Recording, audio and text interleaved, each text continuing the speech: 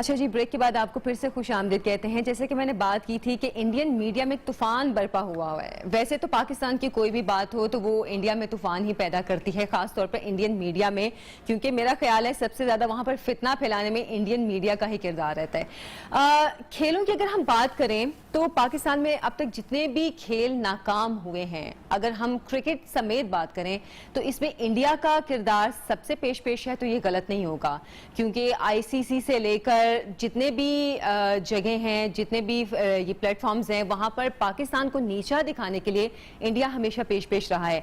अभी हाल ही में जब ये एथलेटिक्स के मुकाबले हुए तो जेवलिन थ्रो में हमारे हीरो अरशद नदीम वो पहुंचे फाइनल मुकाबले में।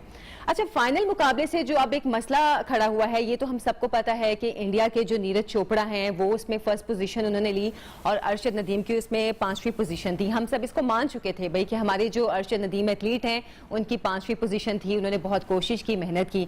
लेकिन अब जो मसला उठाया गया है वो ये है कि वो जो जेवलिन थी जो कि फेंकी गई थी अरशद नदीम की जानिब से या नीरज चोपड़ा की जानिब से, ये कहा जा रहा है कि अरशद नदीम ने नीरज चोपड़ा की जो जेवलिन थी वो अपने पास रखी हुई थी और उसको पकड़ा हुआ था, तो यकीनन कुछ इस पे किया जा रहा था, क्योंकि इंडिया में ये वहम भी बहुत ज्यादा पाए जाते हैं कि शायद कोई जादू टूना कर रहा है, शायद कुछ पढ़ के फूका जा रहा है, ये चीजें बहुत ज्यादा पाई जाती हैं। अच्छा, मैं डिटेल में नहीं जाती, डिटेल में हम अपने गेस्ट से बात करेंगे। हमारे साथ मौजूद हैं मेहमान इरफान ज़हीर साहब, स्पोर्ट्स एनालिस्ट हैं। आपको प्रोग्राम में खुशामदीद कहती हूँ।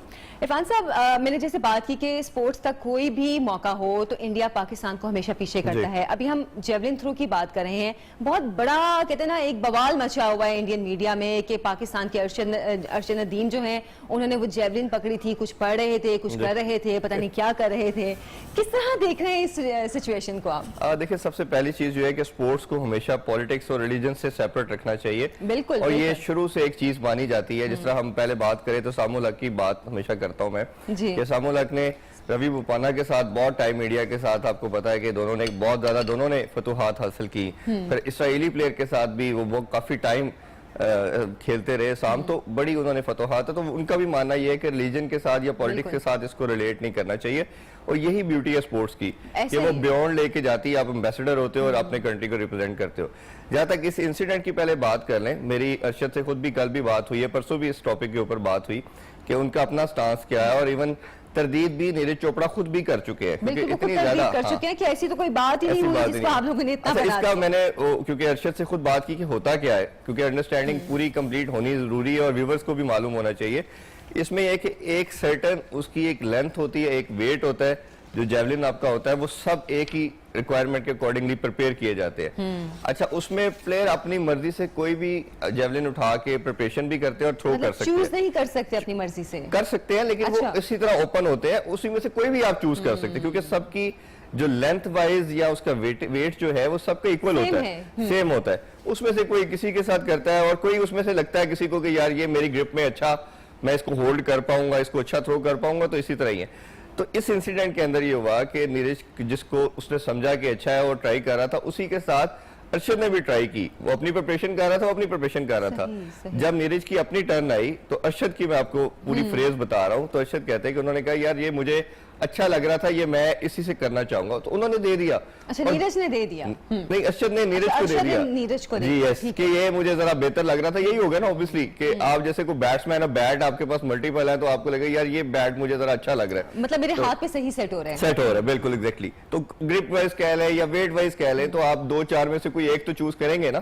तो उन्होंने कहा, उन्होंने दे दिया कि वो उसमें कोई सच कोई चीज हो नहीं सकती, ना कोई प्रॉब्लमेटिक है ना, क्योंकि आपको पता है कि ओलंपिक्स के ऊपर उनके चेक एंड बैलेंस बहुत आउटस्टैंडिंग किस्म का होता है। बिल्कुल, वो ऐसी कोई चीज ना वो करने दे सकते हैं ना होती है, क्योंकि सबसे बड़ा लार्जेस्ट लेके जा सकते हैं, सब कुछ मेरा ख्याल है वो इंतजामिया ही प्रोवाइड करती है। जी बिल्कुल ऐसे ही, और सबसे बड़ा वो प्लेटफॉर्म है और इसमें तो ऐसी चीज पॉसिबल ही नहीं। जैसे आपने इंट्रो में कहा कि राइटली सेट के वो सुपरस्टिशियस लोग हैं, वो बुग़्ज़ रखते हैं पाकिस्तान के लिए, ठीक है, एनवी एलिमेंट उनके अंदर बहुत ज्यादा, और हर जगह पे उन्होंने डेंट किया है। अभी रिसेंटली कश्मीर प्रीमियर लीग के ऊपर देख लें क्या किया, जो पाकिस्तान क्रिकेट के साथ वो करते चले जा रहे हैं।